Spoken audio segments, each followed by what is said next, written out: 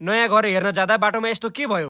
Hello चेखरे gang, बिहान 7 बजे उठेर पकाए मैले सुजी। आज खाना खाने मन थिएन, त्यसैले सुजी खाएको। सुजी खाएर गणेश र म कीर्तिपुर गएको। मैले राम्रो लुगा नलगाउँदा चिसो धेरै भयो। यो चिसोलाई पछाडि छोडेर तातो चिया खाइयो। चिया सेलरोटी पप मजाले बसेर खाइदिएको। नास्ता खाएर घर हेर्न जान लागेको, एक्कासी पानी परेर तनाव भयो। आज हेर्न आएको घर चाहिँ यही नै हो। बाहिरबाट हेर्दा किरा जस्तो, भित्रबाट हेर्दा हिरा जस्तो छ नि। फेरि यता चाहिँ एउटा रुम छ अनि यता चाहिँ अर्को रुम। यो घरमा चाहिँ दुईटा रुम, एउटा किचन रहेको छ। एउटै ठाउँमा साइडमा किचन र साइडमा रुम छ है त। घरको सबै काम सकेर त्यसपछि लाग्यो आफ्नो अफिस। त्यसपछि सुरु गरे काम गर्न। काम गर्दै गर्दा भोक पनि लाग्यो। त्यसपछि एक प्लेट चाउमिन खाएर अर्को प्याक गरेर भाइलाई नास्ता दिएर आफ्नो अफिस चल्दिएको। नयाँ नयाँ पार्सल खोलेर प्याकेटमा स्टिकर टाँसेर रेडी पनि भए। चाहिने जति सबै सामान प्याक गरी प्याकेट सबै सिल गरी आफ्नो ठाउँमा राखिदिएको। सामान पठाउने टाइम भएपछि बिल बनाउन सुरु गरे। कस्टमरको सबै सामान प्याक गरी कुरियरलाई दिएर राम्रोसँग पठाइदिएको। सबै काम सकेर त्यसपछि गए नुहाउन। नुहाएर फ्रेस भएर त्यसपछि लागे पैसा झिक्न। यति भन्दै तपाईको चेखरे डोन बिदा हुन चाहन्छ। टाटा।